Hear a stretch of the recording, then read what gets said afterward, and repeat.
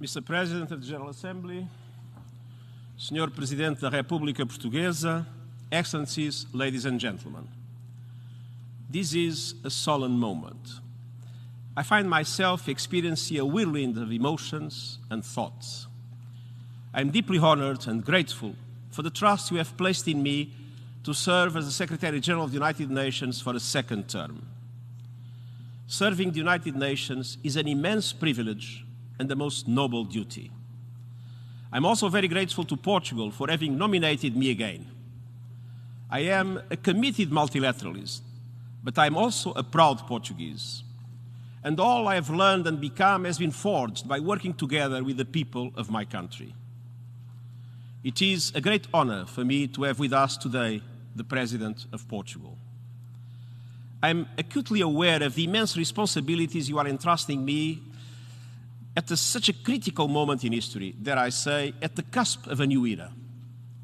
We are truly at the crossroads, with the consequential choices before us.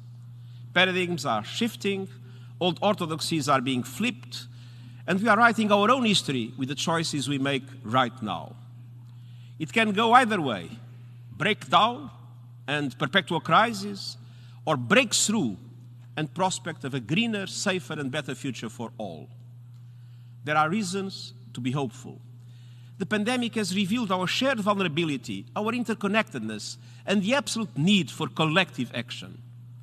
We feel a new momentum everywhere for unequivocal commitment to come together to chart a course towards a better future. I pledge to you that I will do everything in my power during my second term in office to contribute to the positive breakthrough scenario. Les 18 derniers mois ont été uniques dans l'histoire des Nations Unies. Nous avons traversé la pandémie de Covid-19 qui continue de semer de grandes souffrances. Des millions de familles ont perdu des êtres chers. Le monde a fait face à l'une des plus grandes menaces depuis la création des Nations Unies. Nous avons pu constater à quel point la pandémie a révélé les fragilités et les fissures de nos sociétés. Pour ne donner que quelques exemples frappants, il est estimé que 114 millions d'emplois ont été perdus, plus de 55% de la population mondiale se retrouve sans aucune forme de protection sociale et pour la première fois depuis 20 ans, la pauvreté va probablement augmenter avec entre 119 et 124 millions de personnes tombées dans la pauvreté extrême en 2020. Nous savons combien les femmes en particulier ont été affectées et combien les pays fragiles et à faible revenu souffrent en raison des énormes inégalités de notre système international. Le fait que nous commençons seulement maintenant à nous unir pour faire des vaccins la priorité mondiale absolue en dit long. Il est crucial de s'assurer que la sortie de crise et la reprise socio-économique soient bien plus équitables. Ensuite, nous avons bien sûr tous les autres défis mondiaux que vous ne connaissez que trop bien, comme le dérèglement climatique, la perte de la biodiversité, la pollution environnementale, les inégalités croissantes, y compris de genre, le recul des droits humains, l'absence de régulation dans le cyberespace, une fracture numérique grandissante, l'évolution de la nature des conflits, la probabilité de futures pandémies et d'autres risques mondiaux existentiels. Et dans la mise en œuvre des objectifs de développement durable, notre feuille de route commune pour un monde meilleur, nous avons constaté un recul des avancées de la réduction de la pauvreté à l'éradication de la faim, en passant par l'accès à une éducation de qualité et l'égalité de genre. Notre plus grand défi, qui est en même temps notre plus grande opportunité, est d'utiliser cette crise pour renverser la situation, pivoter vers un monde qui tire des leçons, qui promeut une reprise juste, verte et durable, et qui montre le chemin via une coopération internationale accrue et efficace pour répondre aux problèmes mondiaux. Force est de reconnaître que nous avons déjà commencé à faire certaines choses différemment depuis le début de la pandémie. Aux Nations Unies, nous avons transféré nos opérations et notre travail en ligne sans perdre de temps, tout en continuant à soutenir les populations à travers le monde. Beaucoup d'autres ont fait de même. Nous n'aurions pas pu faire cela si la pandémie était arrivée il y a 10 ans. Donc, en dépit de tous les aspects négatifs, il est aussi important de reconnaître et de bâtir sur les aspects positifs que nous avons connus. Franchir cette étape demandera un effort réel pour renforcer ce qui fonctionne et du courage pour tirer les leçons de ce qui ne fonctionne pas. Et cela nécessite que nous fassions de la prévention et de la préparation, au sens large du terme, une priorité de premier plan du système international. La vision stratégique que j'ai présentée montre en détail ce sur quoi je compte pour me concentrer pendant mon second mandat. No doubt, the tasks ahead of us are colossal, but I'm confident that we can rise to the challenges we face for three reasons. First, because of the incredible commitment I have witnessed time and again of United Nations colleagues serving tirelessly around the world, ensuring seamless business continuity during the challenging circumstances of the pandemic. I know this has not been easy for most of our colleagues. Let me start by paying wholehearted tribute to them, to their hard work, often in dangerous and stressful situations, and often away from their families and loved ones. Their sacrifice for the common cause is remarkable. Let me also in particular remember and honor the United Nations personnel, women and men, who lost their lives in the line of duty. My colleagues are indeed the greatest asset we have, and we need to cherish and recognize these with deep gratitude and appreciation. We are in this together with unity in purpose and solidarity. Second, despite all the differences and divides, we have shown that we can come together to agree on shared goals and solve common problems. We have managed together to embark on an important reform process in the development, management, as well as peace and security areas of the UN. The reform endeavors have equipped us better to tackle the current crisis. Yet, it is also clear that continuous improvement needs to be the norm. We need to consolidate the current reforms, build on their results, and continue to develop new methods of work to be able to deliver to the world. I have talked about a United Nations 2.0, and it is clear to me that we need to accelerate transformation through a quintet of change in the years ahead. Better data, analysis and communications, innovation and digital transformation, strategic foresight, stronger performance and results orientation, and a work culture that reduces unnecessary bureaucracy, simplifies and fosters a work of collaboration. Equally, we need to strive for a much more aligned and integrated UN that works seamlessly across the various pillars of the organization. A UN that is transparent and accountable. A UN that makes available more effectively its remarkable data set, analytical capacity, policy and normative developments, as well as its operational engagement in a spirit of creativity and openness.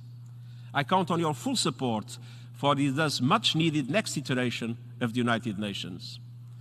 Third, in the UN 75 Declaration, you have given me a mandate to report back to you on how to advance our common agenda to respond better to the current and future challenges.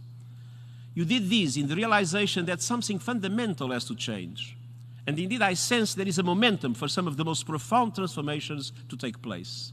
Let us seize it together. In a world that has changed so much, the promise, principles, and values of the UN Charter endure. But we also have to work together in entirely new ways to keep its promises alive. The UN is an intergovernmental organization, and it harnesses the unique collective power of states in a world where they remain the publicly accountable actors with the responsibility to shape our policy options. But in a world where the levers of change lie in many hands, the UN and the states and people it serves can only benefit from bringing others to the table. Civil society, cities, the private sector, and young people, to name a few, are critical voices that must be heard in a context of true gender equality. They have essential capabilities and insights that we have to tap if we are to forge a path towards a more peaceful and prosperous future. At its heart, this is about a growing number and diversity of actors working together to deliver global public goods with the UN at the center, playing a catalytic and convening role to initiate more innovation, more inclusion, more cooperation, and more foresight. This is an incremental organic process, one that repurposes and innovates the old structures and institutions while being open to and embracing new forms of collaboration. En última instancia, esta transformación tiene que ver con solidaridad y igualdad. La renovación de la solidaridad a nível nacional, através de um contrato social reinventado.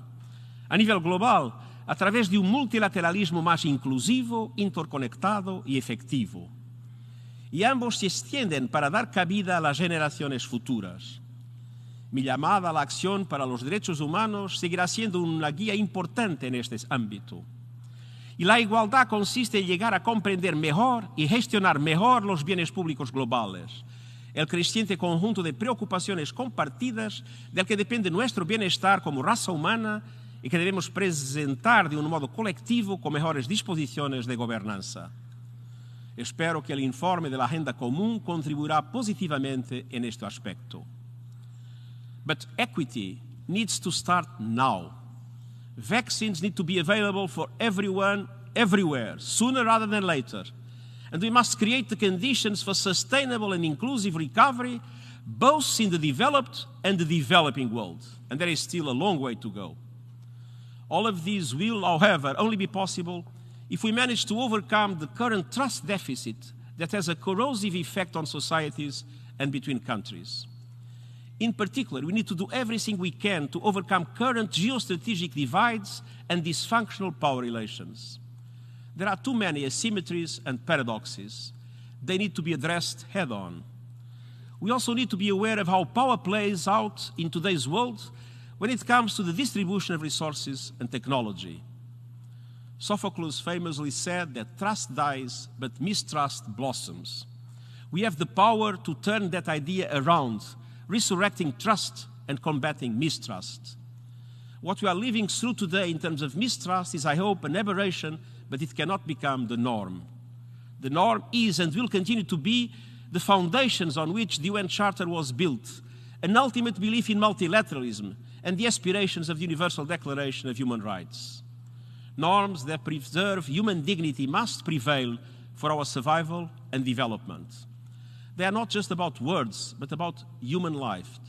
Based in the rule of law and rooted in respect for humanity, they provide a vanguard against chaos and anarchy and a check on unhealthy dynamics of power.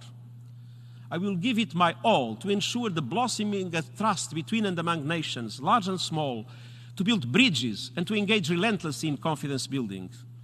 I will also seek to inspire hope that we can turn things around, that the impossible might be possible.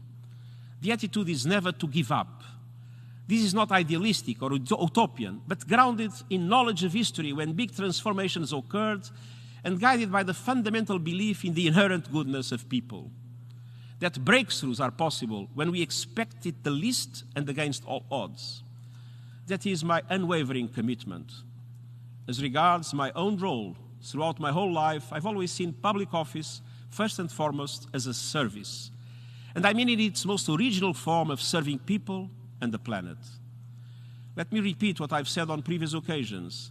I must be at the service of all member states equally and with no agenda but one anchored in the Charter of the United Nations.